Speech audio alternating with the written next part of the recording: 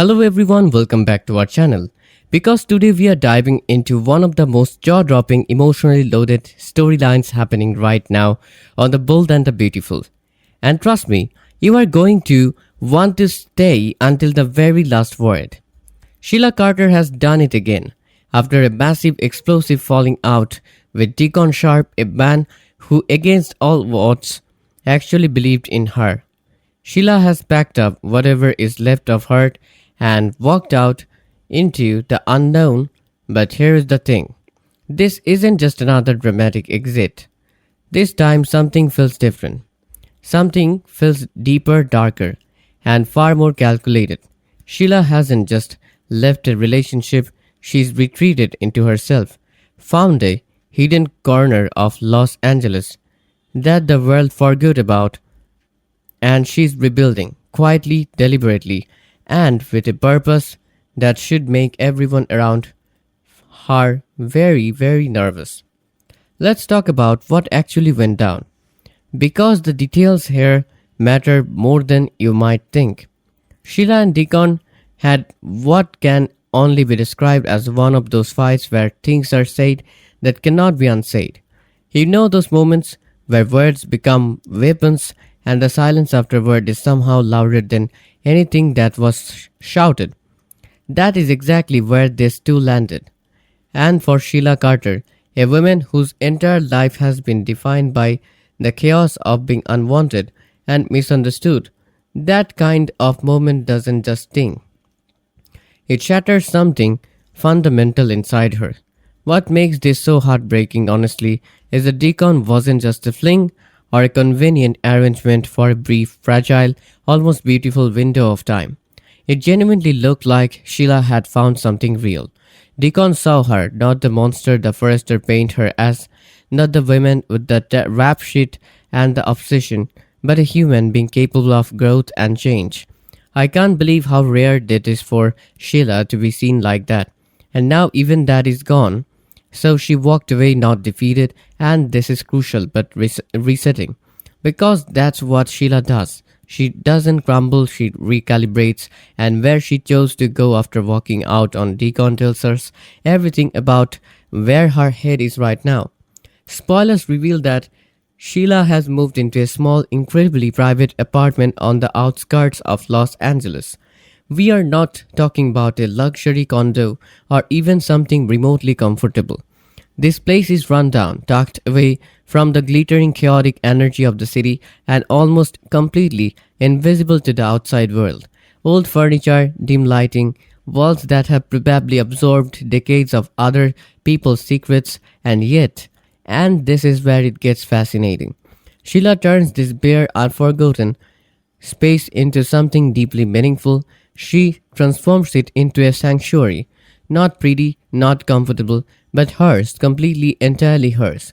Imagine how that must feel for someone like Sheila, a woman who has spent her entire adult life fighting to belong somewhere, to be accepted into a family or a home that wasn't built for her, and now, for the first time, she has a space with no exceptions, no performance, no pretending, just herself.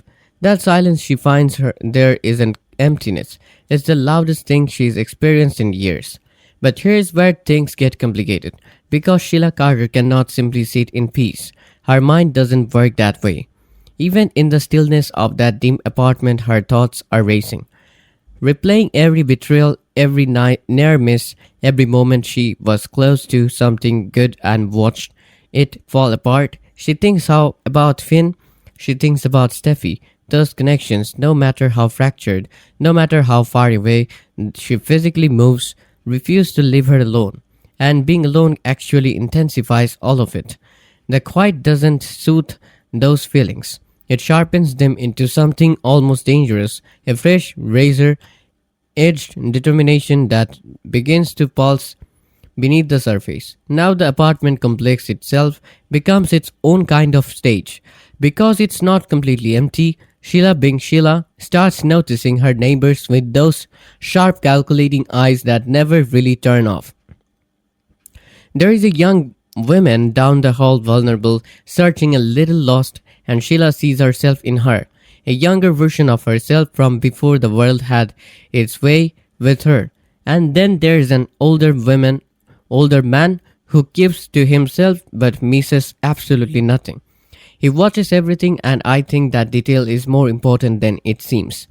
Because Sheila suddenly isn't the only one observing. For the first time, she might be the one being watched, and she doesn't even realize it yet. These small, quiet connections start to recreate a new web around her, and knowing Sheila, that wave could either be the thing that grounds her or the thing that pulls her right back under, because she has never been someone who can simply exist alongside people without eventually getting tangled up in their lives. It's not manipulation, not always. Sometimes it's just Sheila desperately wanting to matter to someone, anyone. Meanwhile, back in Deacon's world, the absence of Sheila is hitting harder than he probably expected. Their relationship had its own rhythm.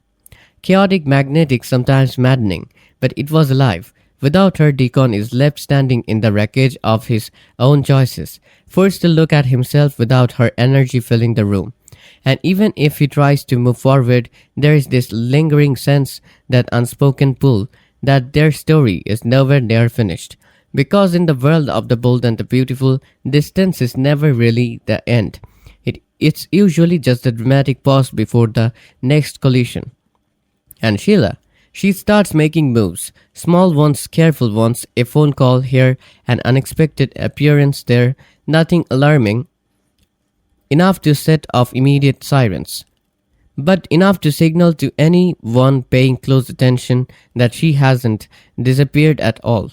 She's just repositioned from that quiet apartment, operating in the shadows like a ghost on the edges of the lives she once controlled. She watches and waits. She picks her moments with a patience that is honestly more terrifying than her outbursts ever were. What this storyline is doing in the larger context of the bold and the beautiful is genuinely brilliant, and I think it deserves more credit than it's getting. Sheila's retreat to that forgotten apartment isn't a step backward in her character arc, it's arguably the most complex forward movement she's ever made. For the first time, she is not purely reactive.